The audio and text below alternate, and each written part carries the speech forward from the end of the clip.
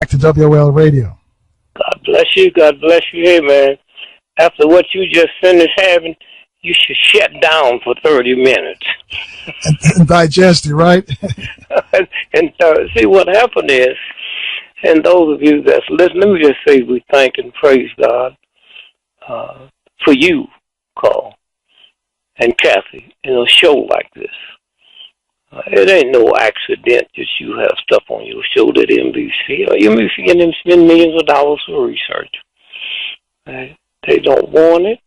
They can't have it because when you hear Trump blame the reporters, it's not the reporters, it's the people that own it. Huh? If Kathy said, look, we don't want to do this advertisement on the show, you don't do it. Huh? It ain't got nothing to do with freedom of this. She owns it. And so that's what we're looking at. And so when you think about what you just heard, now, that's what's happening in Silicon Valley. And most of them white folk go out there, they ain't got no money, and in 2 months, 2 years, they're billionaires. They indigo children. This is this new group of children that can hit the planet. They start coming in 19, and those of you that want to check it out, I don't mean check it out negatively, just check it out. Punch up Google the indigo children, and the ones that's born in black parents, most of them, a lot of them end up dead because the mothers and fathers don't believe little children should talk like that. They're born with IQs of 200. They travel to other planets every night. And this is the new thing. Y'all sitting around talking about the church and God is two different things. The church didn't make the moon or the sun or the stars, okay? The same universe that made me and you made the moon and the sun and the stars. And so consequently, that universal force said, okay, ain't nobody changing nothing. I'm going to send this group here to change it. We were sitting here to heal the planet. We joined it. Oh, we drink just as much whiskey as Hitler and them thugs. We drink just as much stuff. Whatever Ronald Trump do, many of us do, okay? We eat the way he eats. We do the things that he said. We got secrets that violate the universe. We've been taught that. So if my mama taught me that this violation, and I go through, so what you just heard is this new group that done hit the planet. And they don't need all kind of stuff. The seven wonders of the world, they was here before Harvard, Yale, okay, London School of Economics. They was here before that. But when these thugs on the planet want to impress people, the seven wonders of the world is stuff that humans made. How come the star, the sun, the moon? Do you know if the sun lasted 1/10 billion of a second? 12 noon. Hear me now. If 12 noon lasted 1/10 billion of a second, everything on this planet would burn up, okay? Everything on this planet will burn up. And when we sit and we look, they know what they're doing. They do research. We sit around and talk. I listen to folk come on the show and talk about what we're going to do. You're going to do nothing. Where's the money for research? Huh? America's the greatest country in the world because they have ways and means. They have people studying the project. You know, if we looked at the Honorable Elijah Muhammad and understood what he was saying at the time he was saying it, you know what's fixing to happen. You know what food you're supposed to eat and all of that. But he just can't come out and say it. So when you talk about how to eat the lid, go back and read it. Go back and read it. Let me tell you, on the basketball playoff last month, when that black man's wife said the games was fixed, ain't nobody listened to her, but had a white boy say it at NBC. Huh? That's all we have been talking about. So y'all play games with yourself. Right. Greg, yes. Since you mentioned Elijah Muhammad, he says he was a Garveyite, and today's Garvey's birthday. Can you help us figure out, because it wasn't just straight out that they tried to take him down. They had some people who looked like us who were working against him. Well, they do that every day. But listen, let me tell you. You see, the things that few people talk about Garvey. Garvey raised more money than anybody in the history of America that wasn't doing it through the stock market, okay? Did you hear what I just said?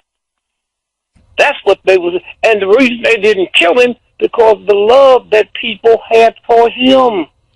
They were scared. So they set up a black woman in New York, Queen Mother Moore, okay, set him up. And back then the segregation was so rigid that the black... Greg, hold that thought right there, because I know a lot of people know Queen Mother Moore in New York City. 800-450-7876. We're talking about Marcus Garvey. We're going to talk about Milwaukee. Also, Dr. Sabi as well with Dick Gregory. We'll take your calls next on 1450 WOL, where information is power. And thank you for staying with us, folks. Our guest is Dick Gregory. We're going to get into Milwaukee. Also going to talk about Dr. Sabi, the death of Dr. Sabi. Right now we're talking about Marcus Garvey. I guarantee you're going to hear some stuff that you've never heard before. So call up a couple of your friends and tell them to tune us in at 1450 WOL if they're in the DMV area, or WOL DC News if they're listening to us around the world. Greg, I'm going to let you continue. You were talking about Queen Mother Moore out of New York City. How did she get into Garvey's group? The Honorable Elijah Muhammad. Let me just throw that piece out one more time, and then we'll move into that. When the Elijah Muhammad, when he put out the book, How to Eat to Live. Now, let me tell you what happened. There are black folks in my family, many of them are dead now. They wouldn't be nothing but a Baptist. Huh? They wouldn't give a Muslim the time of the day, okay, in no shape, form, or fashion. Here's what this man did, and it's kind of interesting, because if white folks don't tell us, we seem not to know it. There's not been another group of people in modern times that changed the diet because another religious person told them to, The Baptist Church ain't never told me to stop eating pork chops. Here's a man that most black folks wouldn't have nothing to do. The white folks done scared us about them back then. And he came out, and I saw black folks, man, not eating no pork. They ain't gave up their religion. They wear the same cross, go to church the same way. Now think about what we just said, man. Religion is so ingrown, especially the ones the white folks tampered with, and they changed. There wasn't no debate about it. Oh, I wouldn't eat none of that pork if I was you, boy. And yet the man don't get no credit for it. The religion don't get no credit for it because he's black, and white folks ain't said, let me tell you what this brother did. Now, the reason I'm saying that, so if you go back and listen to the stuff he's been saying, you figure out what's fixing to come down. Now let's look at the minister. And I hear people come on the show, tell me we got to do. Let me tell you something. And if he would have been white, we would know this. Minister Farrakhan calls for a 1,000,000-man march. Okay. And it was 1,900,000 black men. Didn't have women. It would have been women, ain't no telling 3 million. But let me tell you something. We sit around and believe that as people start coming, when the unions have a march,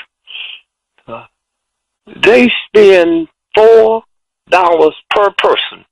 So if they bring 1 million, they've advocated $400 million. When this brother bought 1.9 million people, it cost him $3.50 per person. But since NBC didn't tell you that, you don't know what happened. So now we sit down and talk, we're going to do this and we're going to do that. Where's the money? If you inherited McDonald's as a black, just the boxes and the containers that you have to spend for, we ain't talking about the food around the world, would be millions of dollars. The warehouse where you keep it in, so y'all can sit and talk all that talk you want to talk about what you're going to do and how you're going to do it, you're not going to do nothing until the money is there. Nobody just call. Do you know, this might be an unfair question, do you know how much it costs to take out an ad on your show? No, I don't, unfortunately. Could you guess? Just a guess. Well, for regular show, for a while, back then, was $350 for a 60-second spot commercial. 350, right? For okay, one. so now what I'm saying is, do you know the value of you? Do you know what it would cost if you had to pay to get on a show, to have a show to give off this information? Okay? So we get it for free. It ain't nothing free. Okay, that's what I'm saying. But we want to sit by and listen to a show and hear people talking when they go to Egypt and all of that. You think Delta takes them for free? When they come back here and tell you what happened and where they was in Africa and all of that, you think that's free? No. But we sit and want to put something together with the mightiest, filthiest nation in the history of the planet. So when you think about what happened, and we don't even think to say thanks. We don't think to say thanks to Kathy. We don't think to say thanks to Stevie, the people who put all them pieces together. It costs money, the payroll. So now when you looked at Marcus Garvey, it was a kindness, it was a love, it was a sweetness that I hear people talk about, what happened in the Bahamas and in the Caribbean. First, the reason black folks from the Caribbean can come here and do much better because they saw black folks in charge. They didn't run nothing, but that's how clever the British was. You saw black folks in charge. Why? The British been dealing with black folks for 1,000 years before there was slavery, okay? When you hear white folks say, why you Negroes speak such bad English, and you going to get embarrassed? I tell them, hey, because I learned my English from you. Let me tell you, black, but when you come over here, you wasn't speaking English. You speaking African Swahili. So just stop a minute and say, if I wasn't speaking English, how'd I learn it? I learned it from that redneck cracker, no English-speaking white boy. Boy, go over yonder and get that bell cotton and bring it over here. Now go to England and be around them white folks that had people speaking the Queen's language. They talk just like her. So y'all so busy to get angry and mad about something when all you got to do is use the sense of the universal God. So again, I'm saying, what you heard on this show before we came on, that's the universe. That's the whole piece. And you can't hide from them. I got 13 grandchildren. I know 8 of them are indigo children, and the reason I don't know the others are because I don't have the wisdom to figure out. I hear them saying things. I got a little granddaughter come to me and said, Granddad, is God smart?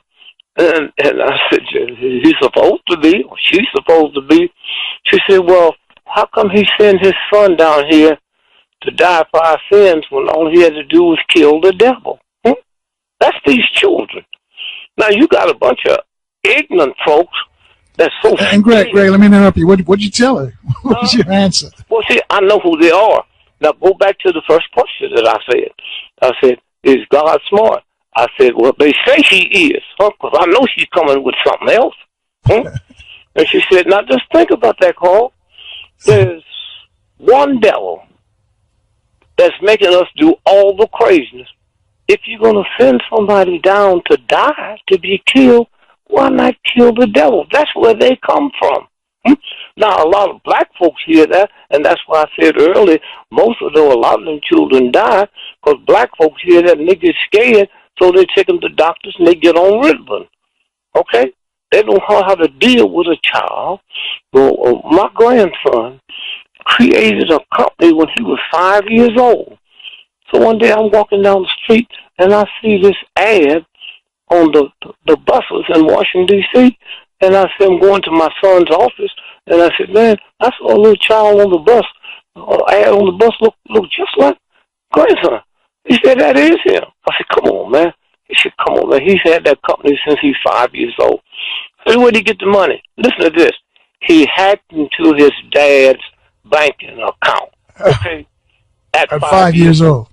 And then when I see him, I said, man, I got to talk to you. And I talked to him, and I said, does he know it? He didn't miss it. Okay? And I said, I gave it back to him. I put it back in 2 years ago. He missed it. Well, that's these youngsters coming here. Okay? And they don't need none of y'all to do a damn thing for them. Like the sun don't need you to come up in the morning. So y'all can sit back with that old crazy stuff that white folks tampered with. Huh? And they come here with the pure thing, and I am just fortunate enough to have one of my grandchildren send a letter to the old redneck white boy that's the Secretary of Education in Florida. And when my son told me, he said, man, I'm going to show you this letter the secretary sent him back. And he said, I've been in education for 70 years. I've never seen anything like this. And you're just 7 years old? He says, well, if you ever need me for anything, here's my home number, my office number, and my cell phone number. Did you hear me? Wow. So then I called one of the fine minds on the planet. And I told him, I said, man, let me tell you something. And how he said, well, that's the indigo children, huh? That's the indigo children. I said, wow. Now, let me get back. So she said to me, is God smart? I said, he's supposed to be. I said, well, how come he didn't kill the devil and send his son? Somebody got to die, so he sent his son here to die. Why not just kill the devil? And I said, well, you know, if you would have been around then and mentioned it, maybe God, well, I didn't know what to say. Me and my wife, and then we'll get to New York. Me and my wife and my daughter and one of my grandsons, we was in the car. Now, I heard him whispering about him, that he had some kind of mental problem. Well, I knew I was born crazy. Okay? So we in the car. I tell you what, hang on a sec, Greg. We got to take this quick break. Folks, and during the break, you can Google Indigo Children, INDIGO, and you understand what Dick Gregory's talking about. 800-450-7876 to join the discussion. Take your calls next on 1450 WOL, where information is power. And thanks for staying with us, folks. I guess it's social activist Dick Gregory. We're going to get to Dr. Sabi's death and also what's going on in Milwaukee.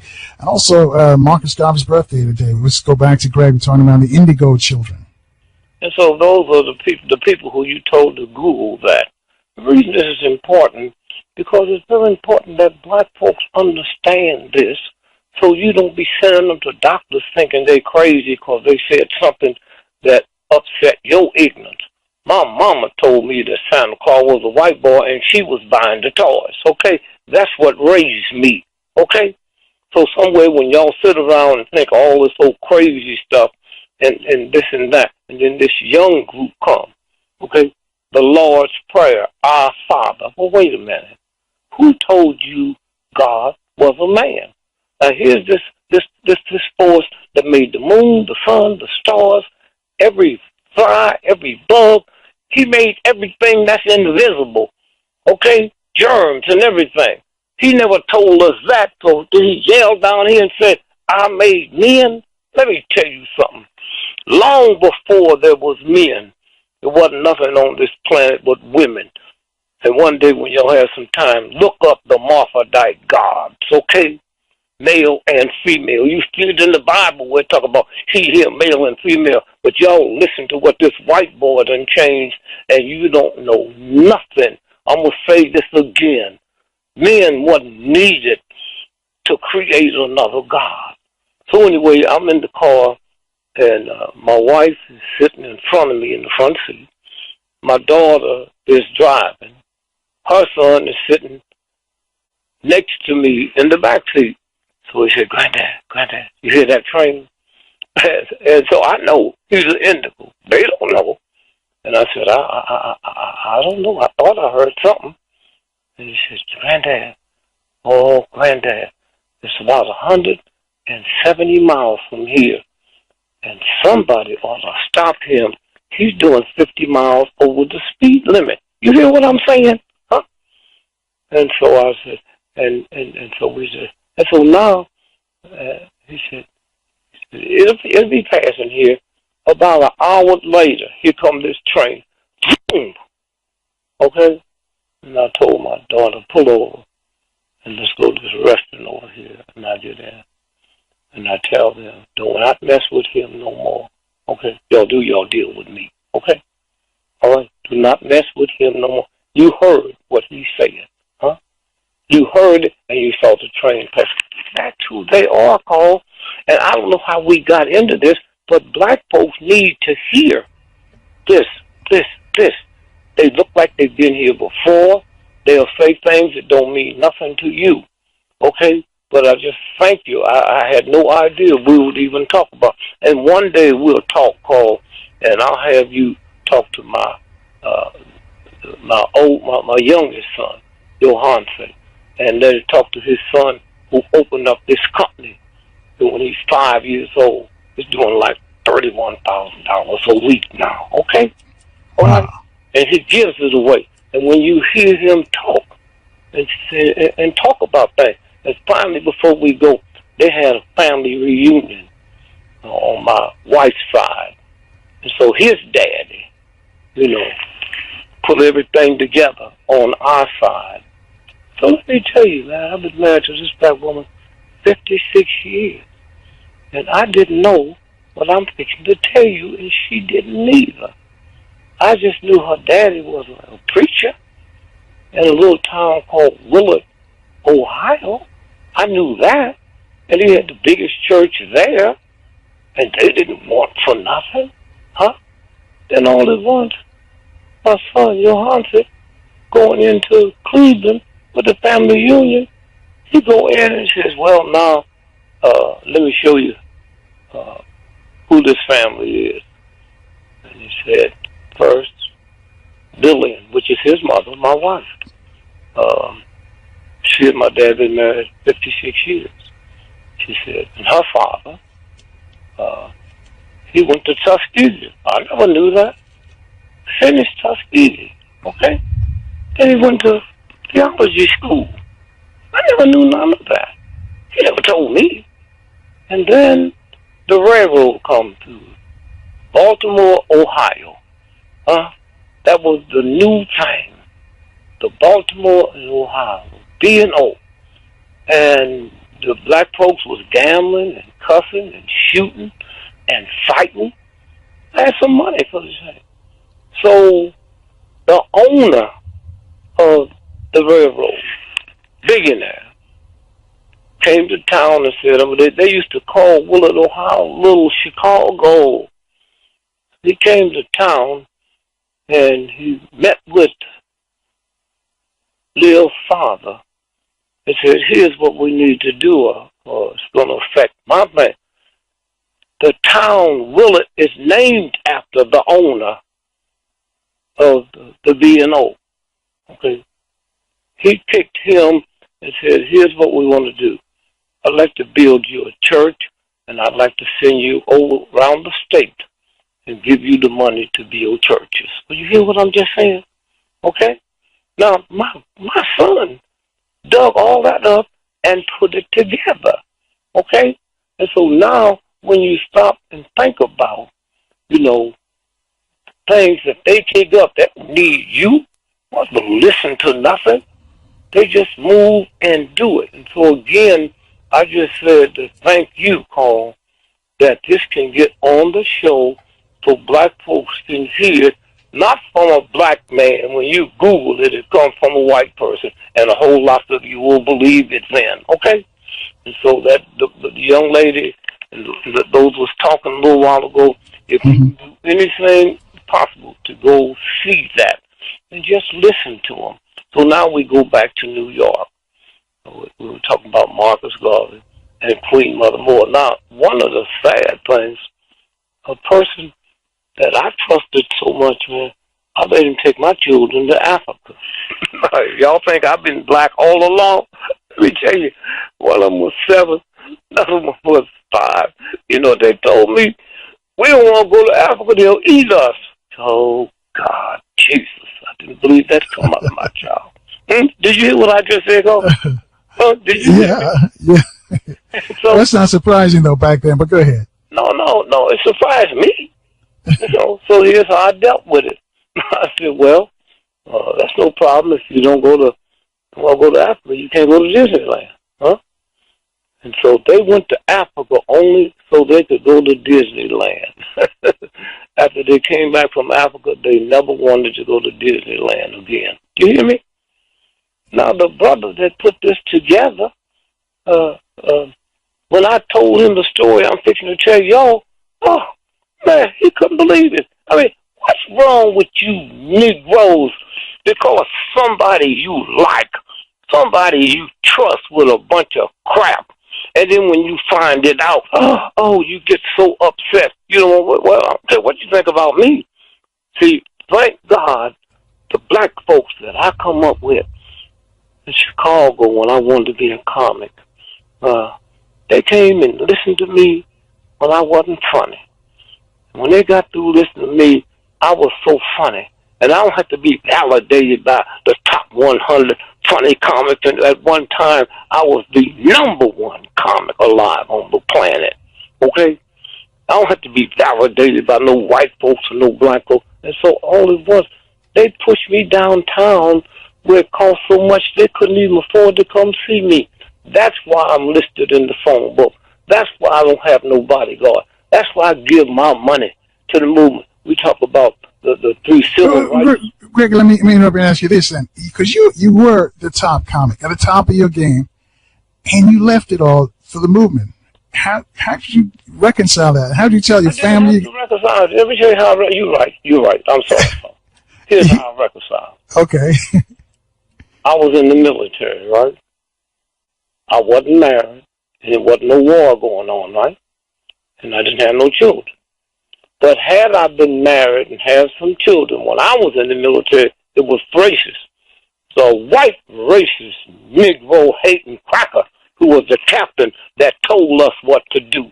And had there been a war going on, and this ignorant, nasty white boy said, take that hill, I'd have ran up the hill. Now, can I do that for black folks? Huh?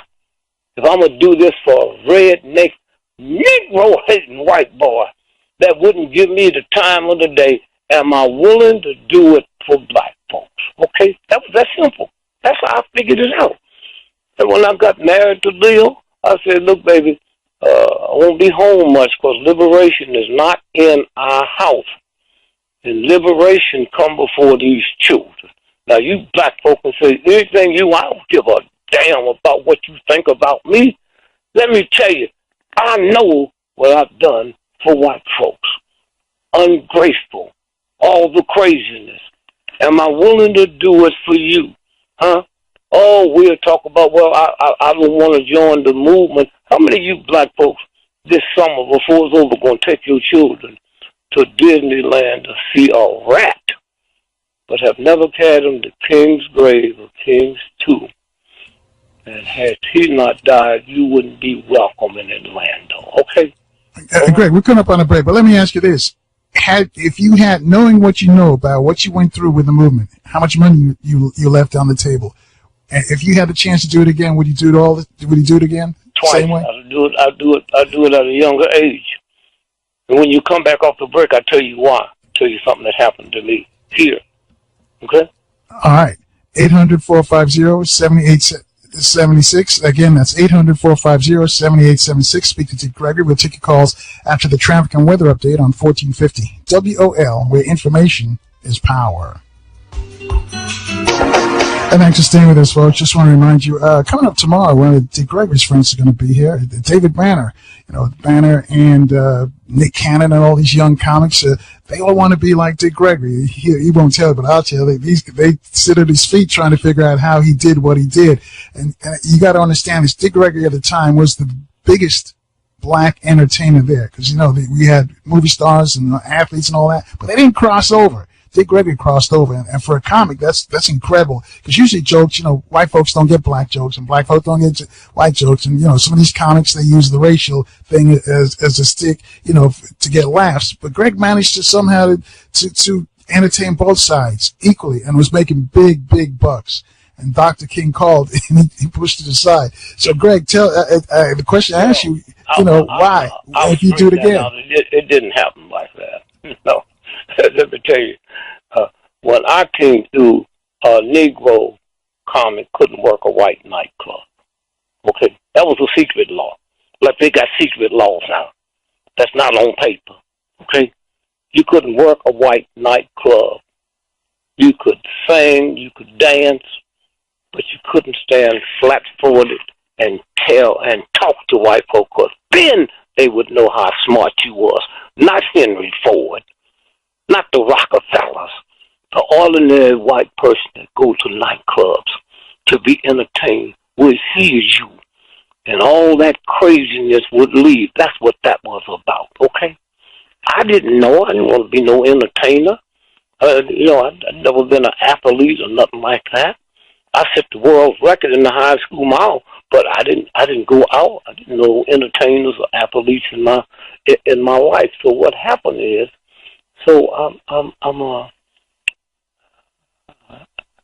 I made more money than Frank Sinatra at one time.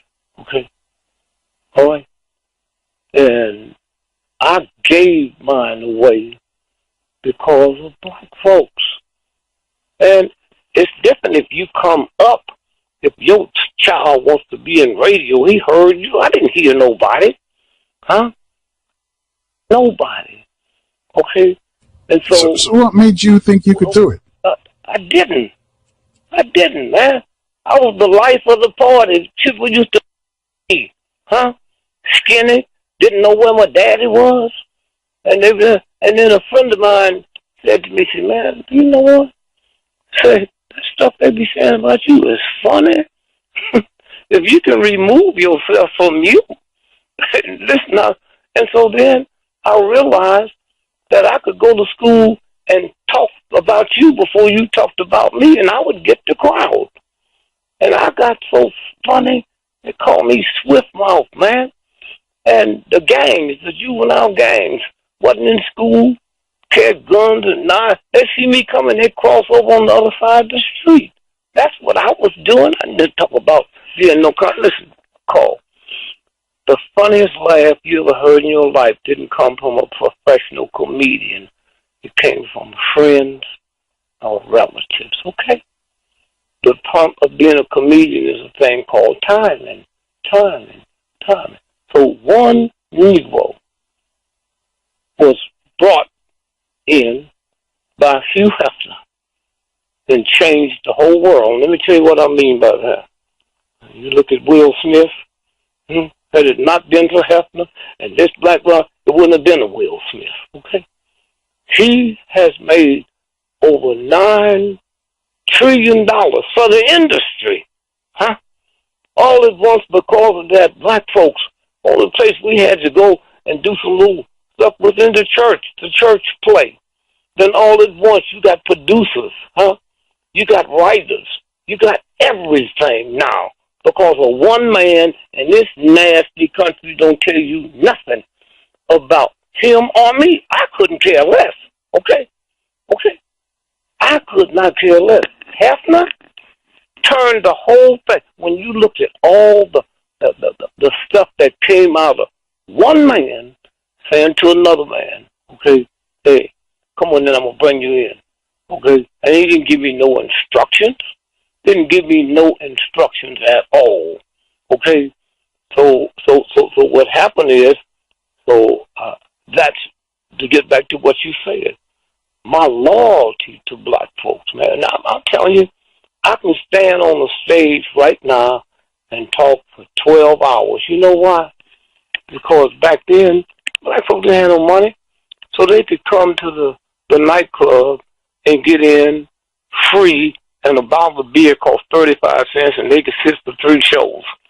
I didn't feel right doing the same show again, so I developed where I could stand there and I can stand right now and talk for 5 hours without taking a drink of water. Okay, I didn't know where I was going. So now let me get back to when the three civil rights workers was killed in Mississippi. I was in Russia, me and a white researcher, Art Storia. And we went over there because the largest, most powerful university in the world is the University of Moscow, but black folk can't go. Now the Chinese was taking black folks from Africa, bringing them to China. On the way back home, someone would take a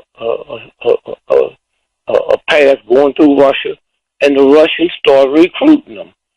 But they built the school, the University of Lumumba, for them, okay?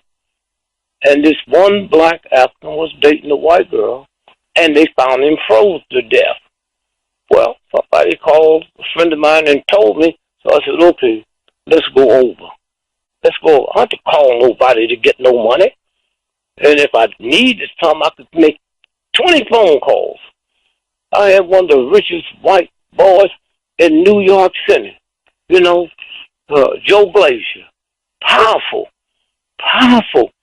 company he had with entertainers. And when I hit it big and I came to New York, and he said to me, he said, go out there and break a leg. And I said, tell your mama to break a leg. Now, why did I say that? There's no way you can tell me to break a leg and I can make something good out of that. Did you hear what I just said? Break a leg, there's no way you can fix that. So then I started saying, wait a minute, let me see where this came from. And when we started looking at it, it came out of Budapest. When Budapest was the center of gravity, the hottest entertainers on planet Earth was ballerinas. So if your daughter was a ballerina and my daughter was an understudy, the only way my daughter could get her job is she'd break her leg, huh? So y'all better be careful while y'all walking around saying something just because white folks said it. So now I go to Russia, me and my man, and we're going to demonstrate in Moscow Square about the racism. America don't talk about racism because we as racist as they are. France don't talk about racism, huh? And so we go over there and I meet with a guy from either AP or the UP. And I said, here's what I'm going to do, and I'm going to give you the exclusive on it, but I need you to make me some signs. And so we had the signs made, and the guy came back in the morning, and we was going to Red Square and protest, okay? Now, the guy told me, he says, an awful thing just happened in Mississippi. Say two whites and one black civil rights worker is missing. Now, how I look over there in Russia, Red Square, protesting how they treating blacks, and this story is breaking. So we canceled it. I told Art, I said, get on the phone and get us a charter plane in here. I rented a plane from Moscow all the way to New York. We got off the plane, and with the time difference at 8 o'clock that night, we was in Mississippi, and I was talking to Sheriff Rayner. And I said, let me tell you something, you cracker, you going to jail for this, okay? I know you did. I don't look at it. I don't know the way you smell. I know you did. And then I called Hefner. And I said, man, would you call my wife and slide $25,000 into the bank, and then she'll get it back to you tomorrow evening. So he did that. I held a press conference. I want you to hear this good. And I put up $25,000 reward. Now, what you folks mess up when you put up a reward, if I ain't got no money and you put up $100,000 reward, but I can't get it till the trial is over, no. You need to put up $10,000 for information that can lead, and then $100,000. You'd be surprised how many people going to come out and tell you information of things they saw when they know they can stand a chance of getting it now. So I put up $25,000 reward for the rest of conviction of information leading to what happened. Now, I didn't know at that time months gonna pass and nobody could find them. Okay, so here's what I didn't know. Up until that day that I put the 25, the FBI in their history had never put up reward money. Did you hear what I just said, Cole? Yep. Because of the 25,000, the FBI put up $30,000 reward first time. Well, the white folks that wanted to get the money, not only did they give the information to the FBI, they also gave it to me. FBI didn't know they gave it to me. So I'm waiting for the FBI because that's their job. I don't want to get involved with no murder. And nothing happened, and then one day, I'm on my way to Hawaii, and I hold a press conference. And I said to President Johnson, President Johnson, here's what we got. If those bodies is not found by 12 o'clock noon tomorrow, I'm going to come back to America and go down there with 10 people with shovels and go under the viaduct and dig them up. And when I said that, they knew I knew where they were. And that night, the news broke. They found them. That's what I get out of this. Now, before we move from this here, let me tell you, my play, Joe Morton, called Turn Me Loose. Right. The biggest thing on off-Broadway. Now, if you don't understand Broadway, and why should you? If you don't understand Broadway, New York is the #1 business center in the world. And so you got a company called, and you bringing people in from all over the world that you have to, sell your product to around the world. That's why you can have a bad football team, a bad basketball team, and you can fill the arena because 80% of those tickets is bought by 10 conglomerates that make their living on selling these tickets to companies so you can give them, and they come there free. The restaurants are free and everything. So that's how it works, right? So they said, well, we'd like to take you to Broadway. I said, hey, okay, and here's the law. I said, here's the law. Here's what we'll do. You all write it. I'm not a writer. I know nothing about writing plays or nothing. So I'm going to give you a carte blanche. Give you carte blanche. You write it. All right, Greg, hang on a sec. We've got to take a quick break here. We want to hear about the play that's now on Off-Broadway in New York. 800-450-7876. Terry in Columbus also wants to speak to you. Take your calls for Dick Gregory next on 1450. WOL, where information is power. Thank you for staying with us, folks. I guess the social activist Dick Gregory, and whenever Greg's on, you always learn something. It's amazing. 800-450-7876 is the number to call to speak to him. We're going to talk about Sabi's death as well, and Terry will speak with Terry as well. But Greg, I'm going to let you finish up what you were saying before we left for the break. Okay, so what happened is I told them, I said, I know nothing about no plays. I ain't never wrote a play. I ain't never wrote a movie. So here's the conditions we will do it. We will sign a contract, okay? And X amount of money up front, which was chump change. They didn't know. They got to go out and raise $50 million. And then at the end of the year or 2 years, if nothing happens, you want the rights again, and you do it. I don't have nothing to do with it. Here's what I want to do. After you all finish writing it, okay, I'll let 2 of my children look at it. And if there's anything in there derogatory about a group of people or a race of people, then you lose the right. Now, I'm not talking about something derogatory about Hitler or something like that. I'm talking about slavery and racism and something like that. That was the deal we made. Now, the strange thing is when they get ready to have the reviews before the play open, I couldn't come see it because one of the few times in the history of America there's a play on off-Broadway or Broadway that the person they're doing it about is alive. So now I know who's playing me. I didn't know then nobody was there. And so for me to go into to play and people seeing him and see Dick Gregory, naturally they're going to look at Dick Gregory. So I didn't think that would be right for him. So I said, two of my children will come and look at it. They'll come back and bring me the review. And then y'all go with it. That's y'all's business, huh? I get on 747s every day. I don't know how to fly them. I don't know nothing about it. So how I'm going to snoop in? And that's what I did. Now the next thing now is opening up.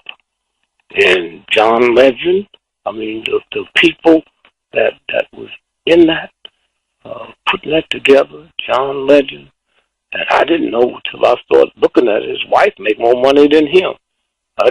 Why would I know anything about those folks? Huh? And so then they got the brother, Joe Morgan. And I never watched TV. So I don't have time to watch TV. I'm traveling. And so the word started getting back. That play opened up. And let me tell you, the New York Times, everybody, people come in from all over the world to see this. To see this. Now, let me cut it short. And now they're getting ready to go on Broadway. And they're telling me now that from the reviews, now, we was in a room with 260 people. Now they got to go to one with 3,000 to 6,000. So everything got to change. The acoustics got to change. The electrical engineers got to change. But when it comes out, it will be worldwide. And they said it will last for 25 years. And you guaranteed to make $10,000 a day for the rest of your life. There's a universal God up there that takes care of you. Huh? Okay, did you hear what I just said, Carl? That takes care of you. Bert Lee, one of my good friends, when I went to Iran, because I know that was a CIA operation, and I told Lil, I said, you probably have to take the children out of private school, because I don't know when I'll be back.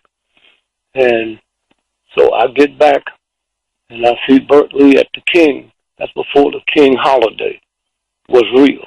You see, you black men and women now will go to war and die for this nasty, vicious, insane country.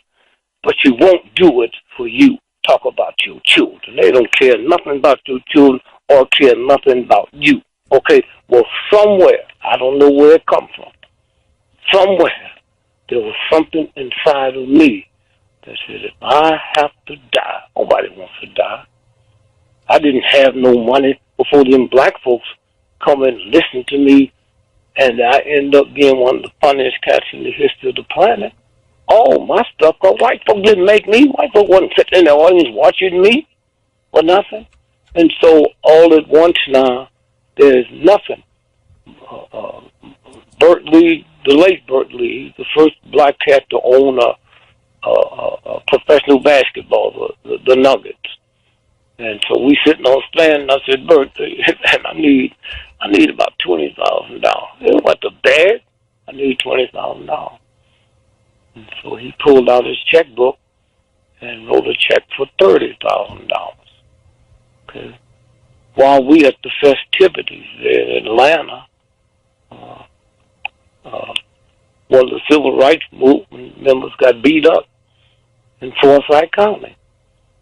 And so he ran in with blood all over and ran up on the stage. And he told everybody there what happened. He said, we're going back in 2 weeks. We got to raise some money. I gave him the check. Okay? And just when I got ready to call Lil after the thing was over and tell her I gave the money away. And so we, and so all at once now, Bert said, there were no cell phones then. And Bert said, did you need some more? I said, no, man, I just gave that. He was there and he saw me give him the check. So he wrote me another check for $50,000. Huh? That's what happened when you are pure. Huh? When you are out there working with no hidden agendas, okay? And so that's your answer to you, Carl. I got 10 children, Huh? 10 children. Okay? All of them went to college. 2 of them got PhDs. All of them got good jobs. All of them got good jobs. I got one daughter, my oldest daughter. She got 2 PhDs from the London School of Economics. I mean, them all go to black schools, man. All go to black schools. Huh? Her had a problem because she was the best girls basketball player in the state of Massachusetts. The best. And at that time, that Title IX hadn't gone through. So girls probably didn't have a basketball team. So I had to send her to a white school. It just broke my heart. Broke my heart. And then one day, I get a call, and the coach of LSU, he calls me and he says, Dick, man, I can tell you how much I love you. I sure enjoy talking to you. He said, well, there's a guy coming out of high school. His name is Shaq. And I swear to you, I think if you called his mother, I could get him. And I did. And he went there to LSU. Coach was so beautiful, man. He told him, he said, don't stay here no longer because you could get injured. The coach wasn't worried about this player taking them to a championship. And so that was my relationship with Shaq. And then I sent my daughter there. She had problems. She'd never been in the South. And she went to this girl's team with this old, dried-up, prudish-looking white woman. That was the best thing ever hit girls basketball. And she found out what the South was about. And so I called Dale Brown. And I sent her there. And then she said, well, now that I've gone to all these white schools, what do you think I should do now that I'm graduating? I said, well, since you're so smart, why don't you go to the London School of Economics and major in sex harassment? And she said, where is that? 3 weeks later, Lil called me and said, you been talking to Michelle? I said, yeah, about what? She said, she just got accepted to the London School of Economics. So I got called. I said, how'd you get accepted? And listen to what this girl said. She wrote a letter. Said, my name is Michelle Gregory. And I'm my 4th year in college. And all 4 years I got straight A's. But my last 2 years, the A's are stronger than my first 2 years because I was interested in basketball. The last 2 years I wasn't interested. So although they show A and A+, those are stronger. And just on that letter, they got it, they put in. She majored. I was going to say, Greg, that's a hard school to get in. It's harder than Harvard. Oh, that's what they say. There ain't nothing hard. That's like white boy bull. You know, look, don't nobody go to Harvard and Yale with a fool. The richest people in the world don't send no children over here to go to school, huh? Where Prince Charles and them go to school, huh? But that's a game they play, huh? So anyway, here's what happened. So now, because nobody had ever had a PhD in that field, that she took her 8 years, okay? Because you cut me a new trail. So right now, she came and handled a case for you. She's not a lawyer. If she was one of the advisors in a case for you, they can't bring nobody else in because this old white boy protocol, she's the only authority on the planet because nobody else have a degree in that field. Now, that's why I've been blessed. Right. Well, hold that thought right there because we've got to take our last look at the traffic and weather. We got some folks who want to speak to you and also some brothers at the Clippers Barbershop in Meriden, Connecticut are listening. They want to shout out to them. 800-450-7876. You two can speak to Dick Gregory. We'll take your calls after the traffic and weather together on 1450 WOL, where information is power. And thank you for staying with us. And I guess social activist Dick Gregory and just a bunch of folks wanting to speak to you, Greg. You ready to take some calls? Okay, yeah, in 1 second. And then after we finish the ticker, so we get back to New York with the great Marcus Garvey, and then we take some more calls. But what happened is I watched the politicians. I watched Kennedy, and no, he ain't no good. All of them. But you black folks believe what you want to believe, and the universe will pay off. Let me tell you what happened. When the Democrats control the Senate and the Congress, they go to many of these Negroes, and they give them money. They didn't have to give it to them. We vote that way. But here's how the universe works. So instead of them asking for $200 million in X amount of money for the black press, okay? They didn't. None of them. And because of no good Democrat thugs, got a bunch of pimps out there, and a handful of good brothers and sisters that was working, but because of that, it cost them almost $2 trillion, cause losing the Senate and the Congress. Your money bag is not there no more. That's the punishment they got. Okay? Now let me just quickly say this to you with an election coming up now. The 50-year celebration of the Voting Rights Bill.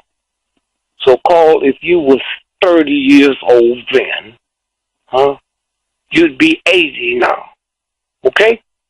Now, what nobody's doing is saying, well, wait a minute. 80 years old. I'm 85. And so I go to the toilet every 5 minutes. So I ain't got time to stand in no line. Sometimes I got to call Lil and ask to things my memory. Okay? Do you know how many black folks minds messed up? Also, they thought they went and voted. You know how many black folks died because they tried? White folks too. I don't know about that. Died because they thought they didn't take their medicine this morning and they did, or died because they did take their medicine and they didn't and keep forgetting. So now, if you really care about me and you want me to vote, I ain't no damn thing. I'm one of the most powerful humans. I'm talking about black folks. So then you get buses. You make them crackers pay for the buses with toilets in them. And the coal, you make them pay for buses. You got old black folks, men and women, and their health is bad. And I got to stand in line. I got black folks out here that lost their driver's license because of their sight. And y'all so busy with your thug filthy self. And all of you pay for it. Okay? All of you would pay for it. I go into a restaurant not too long ago and saw these old black women and white women waiting tables at 3 o'clock in the morning and think about many of you dogs out there living good. And because of that, they got to run home and put the children together and get them ready for school. There's a universal God. I'm talking about the Baptist Church, the Catholic Church. Okay? Carl, I met your son many years ago. Let's say he's one of the best football players at the university. And let's say you've been a Muslim all your life. Now, I don't know what religion you're, I'm just using this. The one thing I know that you will not let him do is eat pork. Am I right? Right, whether or not, no pigs, no. But once he gets to be one of the great football players, you'll let him play football. Ain't that thing called a pig skin, huh? That's right. But he can catch that, huh? Yeah. He can't eat a pork, but he can play with a pig. That's the silliness we're talking about. And so and so consequently, when we look at the power, we sit there and talk about the power of this, the power of that, the power of this, the power of this, the power of that. You ain't got no power until you put a coalition together, When Minister Farrakhan that last March talking about boycott, you can't boycott Christmas 2 months before Christmas. The big sales come in July. People have already bought their car.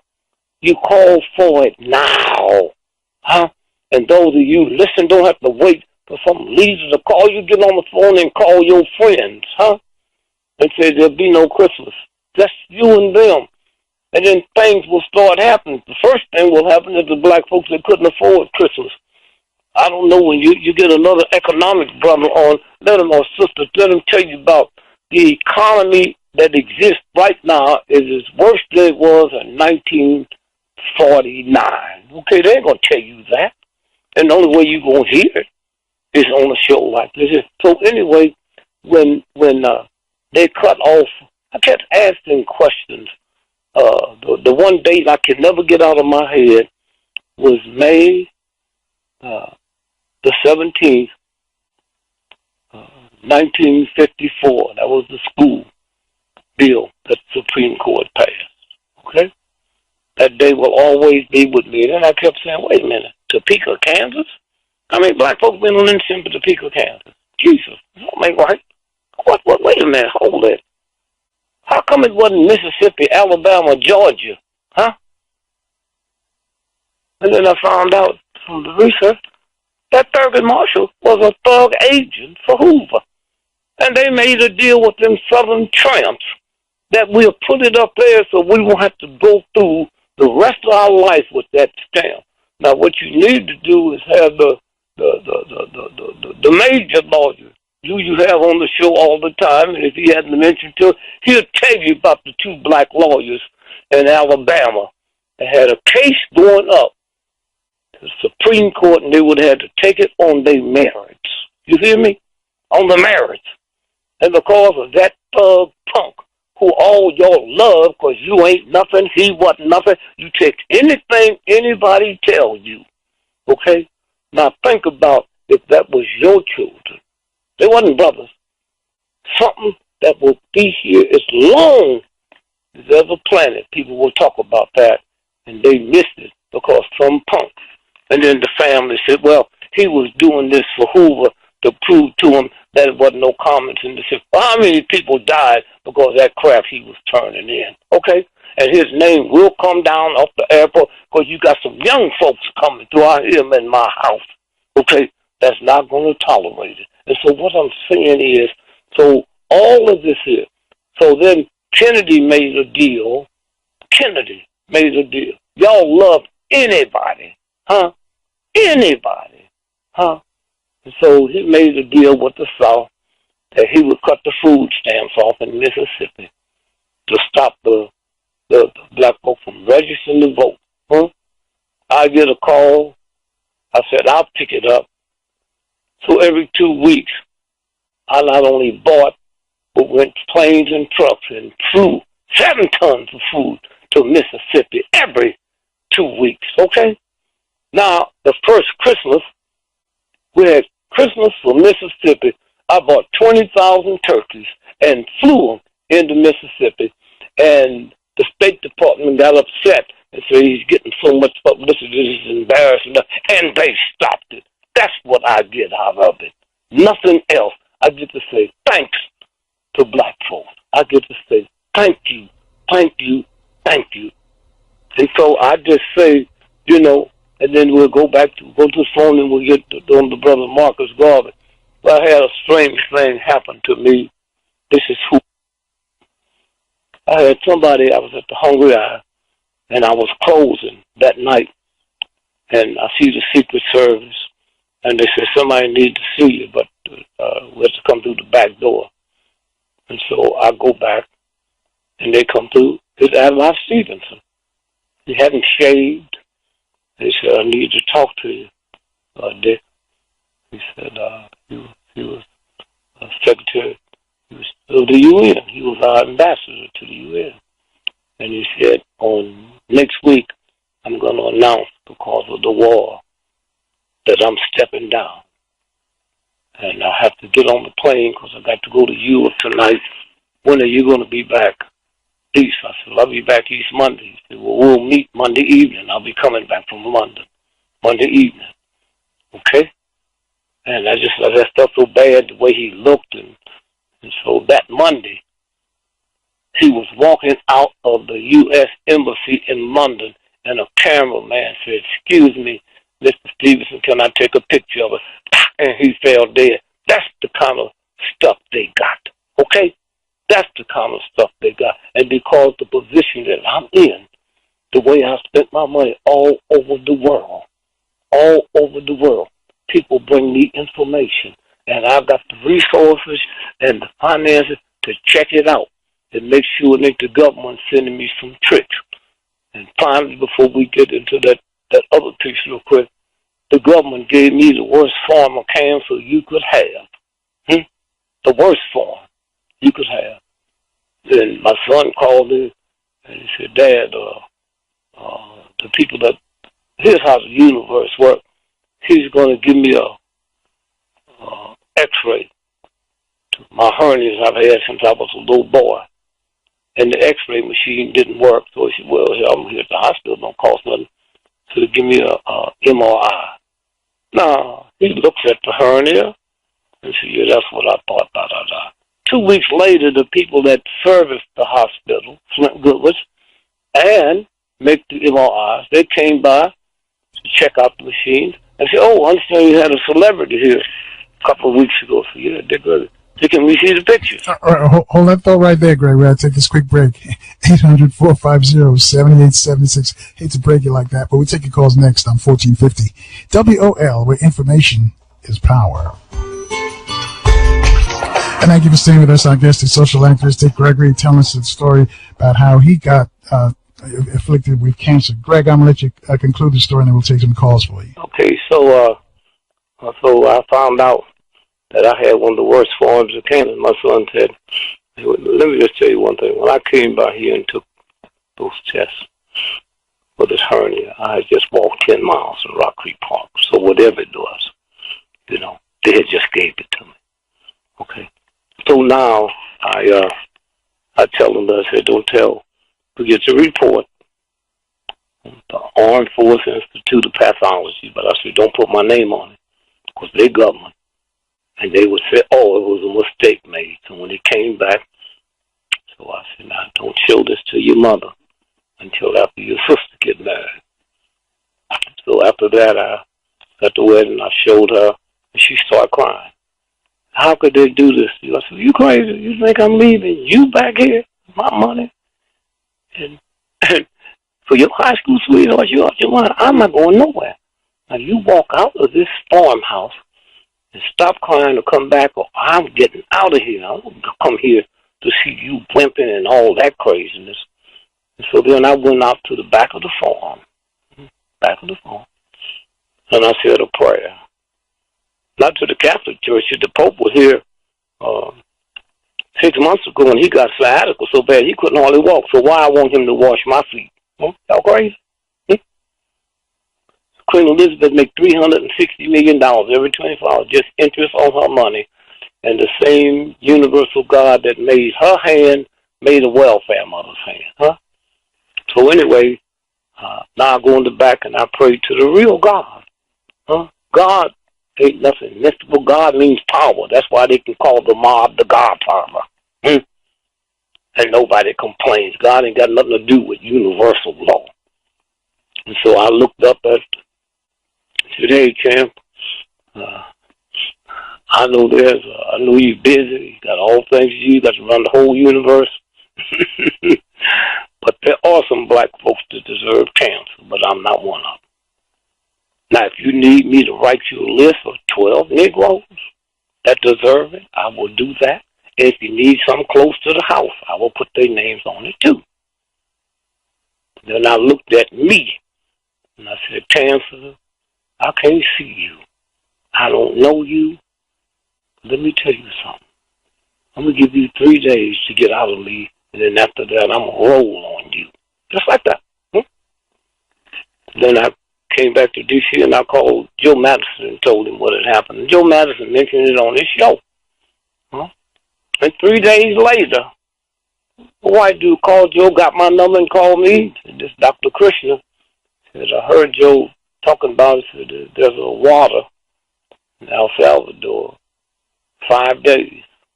5 days. These things in your body can be wiped out. And so 5 days later, I came back. A good friend of mine, Steve Jaffe, whose daddy invented nuclear medicine at Cedar Sinai. And when I told him about it, I didn't need him to help me. I sent him a copy. He sent it to his father, who was retired now, and he cried. He said, man, you got about 6 weeks to live. So I came out there to do something.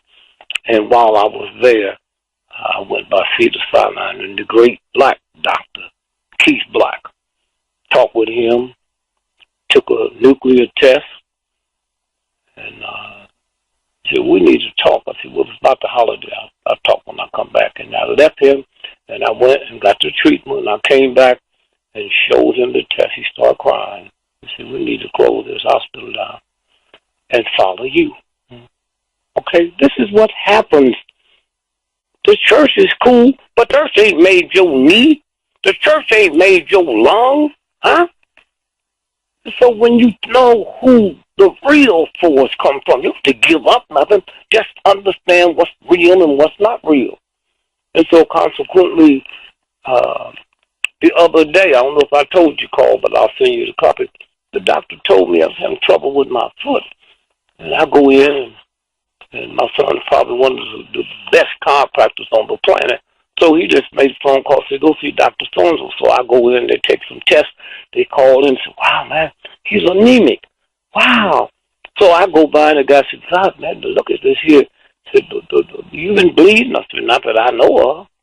He said, you're not getting nothing after you? I said, not that I know of. So he said, well, I'm going to send you to this specialist and give you a sound. And then I got there, and when he looked at my stuff, he said, well, your stuff look better than mine. And then they sent me to get to the Washington Hospital in D.C. to get what they call it, where they go and look up in your bladder and your stomach and everything. Anyway, I think of the name of it. So I go there, and they say, now you can't drive. So I had my daughter driving. And they put you to sleep. And when I woke up, Carl, I thought I had died and went to heaven. Okay, I'm born October the 12th, 1932. And the doctors were standing around. Said, we were just waiting on you to wake up. Said, you have a colon the age of a 25-year-old man. I said, I've been here X amount of years. We've never seen nothing like this. That's the universe, huh? You worry about nothing when you know what the real thing is.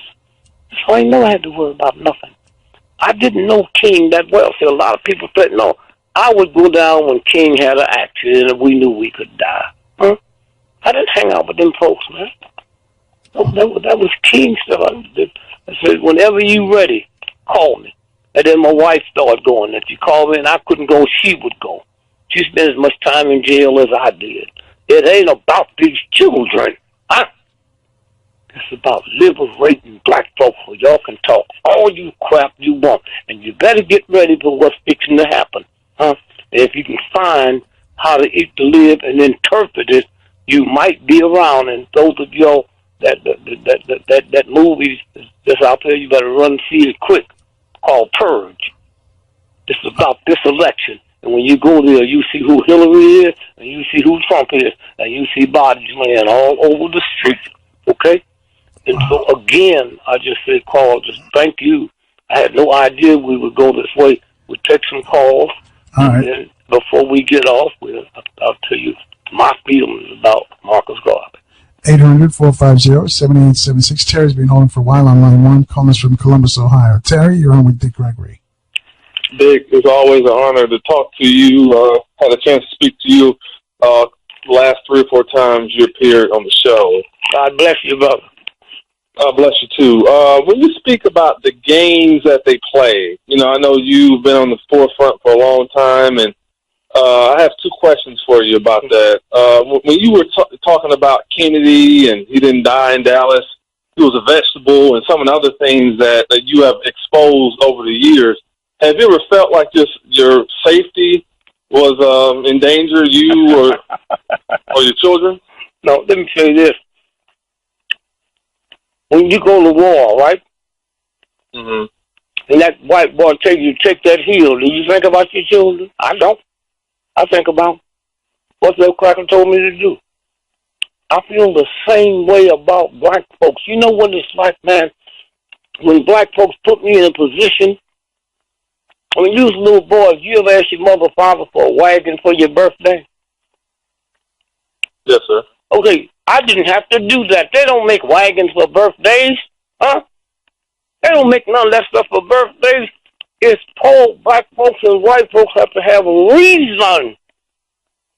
Anything my children ask for, they had it that day or the next day, huh?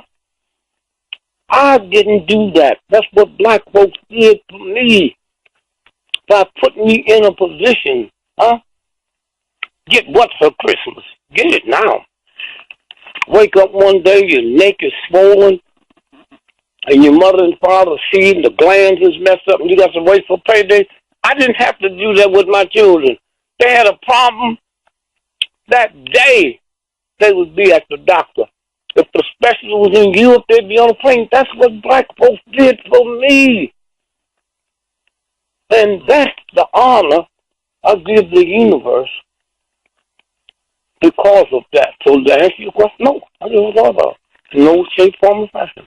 None. Okay, the second question I have for you, and the final one, as a gentleman on YouTube, very insightful information, and I know you've been around for a long time, so I want to, know your insight on it. He breaks down a lot of the things that we see that happens, whether it's sports, elections, people dying. He equates all this stuff to like numerology and geometry, and it's called gematria.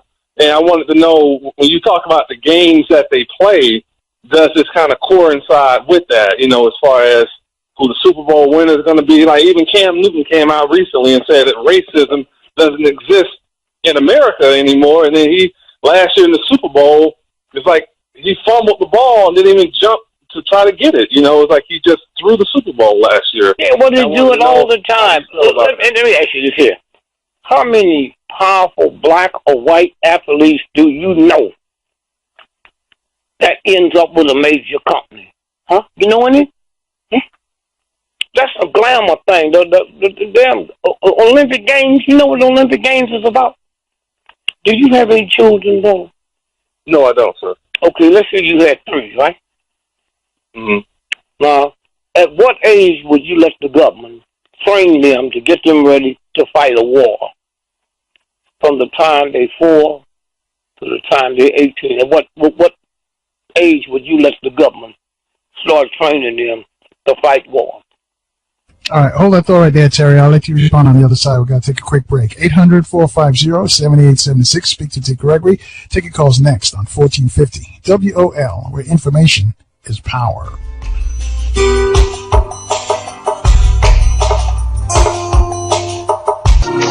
And thanks for staying with us, folks. Just want to remind you, coming up tomorrow, David Banner, the actor, rapper, turned activist, is going to be with us. So tell your friends to keep it locked right here on 1450 WOL. Let's go back to Terry in Columbus. Guys, if you can keep your answers short, got a bunch of folks got questions for Greg. Terry, your response. I would hope I would have the moral courage not to let them train them at nothing. Okay. Now, you said the Olympics? You watch the Olympics? Yes, sir. That's to build folks for war. Okay? That's why now that women's integrated, now you see more women's sport. War is about breathing.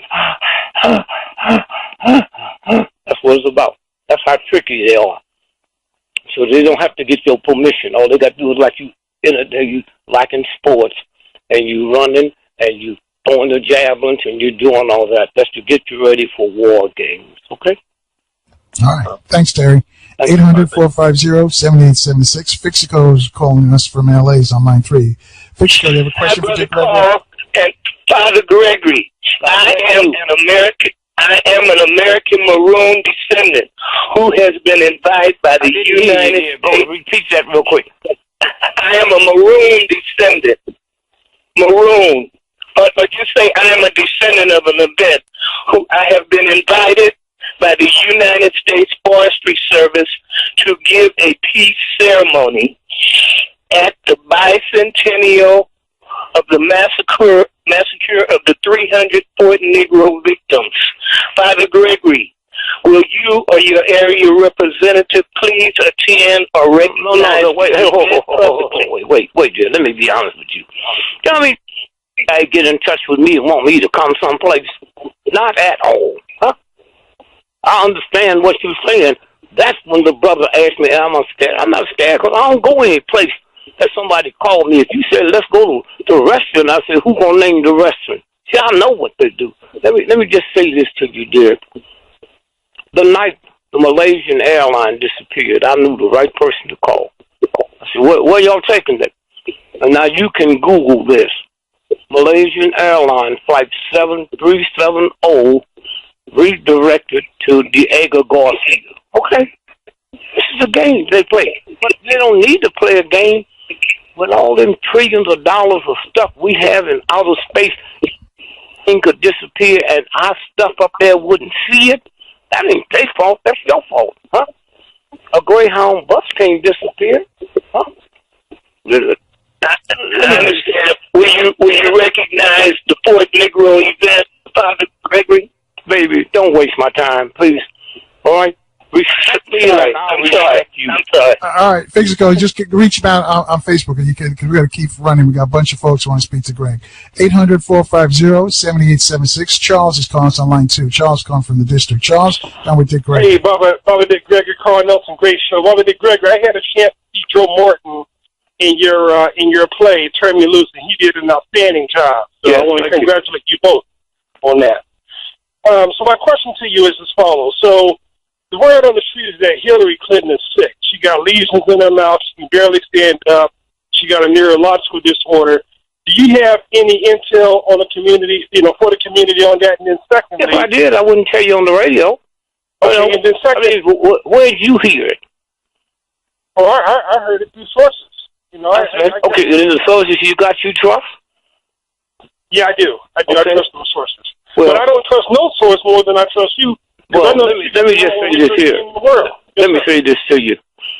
Sometime today after the show is over, Google New York Times story, 1.5 million black men is missing. Okay? Yes, sir. All right? That's more than Hillary. 1.5 million black men are missing, and they got them on a planet right up over us. Okay? Yes, sir. Yes, sir. And they're taking their organs and they're doing all kinds of things. Okay? And then when you get through... Yes? My second question to you is, last night we saw something unprecedented. We saw Trump, some would argue, extend an olive branch to the black community and slamming the Democratic Party for their dismal failures within the black community and how they control all these black cities all over America. Yes. Yes. So what's your let me say this to you. Yes, sir. One day, just meditate and think about the Jews in Germany. Yes, sir. The one thing we can say about them, they wasn't stupid enough to believe they was part of Germany. Hitler didn't give a damn about them, and Hitler didn't let them know a damn thing they was going to do. Okay? Yes, sir. Yes, sir. All right? Now, yes, watch this. No, here, watch this. The best speech he ever made was last night, but it wasn't for you. It was to tell all them white folks who's racist and don't want to be, you can vote for me. Listen to what I'm going to say to these Negroes. Huh? That's who the speech was for, not for you. Huh? Yes, sir. Not for you at all. And when you get to looking at stuff, it's not for your benefit. We black folk go to war. We don't decide when the war going to start or when it's going to end. Huh? This is not for you. This ain't your business. Okay? Love you, Baba Dick. Love you, Baba Dick. Thank you, baby. All right, thanks, Charles. 800-450-7876. Apollo's reaching out to us on line 5, also calling from the district. Apollo, you're on with Dick Gregory. Apollo, God bless you. Peace. Hi, thank you for God's blessing, and thank you for taking my call.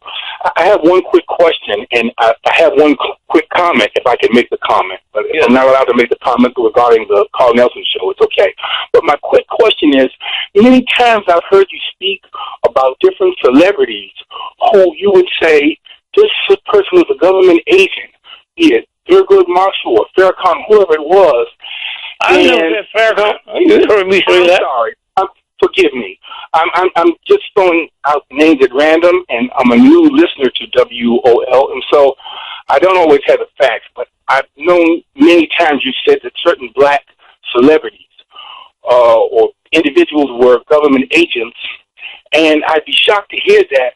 When you mentioned the term government agent, could you explain in kind of like a specific term exactly what it means? I don't know. Let me say this to you. Let me say this to you, brother. Let me say this to you real quick. When I talk to people. If my mama heard the stuff, she was alive, she called the police on me. I talk to people that know my integrity and know I would die before I would lie to you. Okay? So then I don't have to go around. There's people all over the world. If I want to make a call to the Vatican, I know who to call. Huh? If I sit here and tell you your birth certificate is owned by the Vatican, traded every day on the New York Stock Exchange. Now, you go look it up. All you got to do is Google it, and look it up. But I got to sit here and tell you I've lost 3 researchers murdered. And I'm going to sit here and tell you some of you, I don't care if you do or not. There's enough people out there that might can make a trip and do this and do that. Okay? That's all it is. Okay? The Chicago Tribune, when Hoover sent out a telex to Chicago to kill me. Okay. I got the telex for his thug agent, got it in Chicago.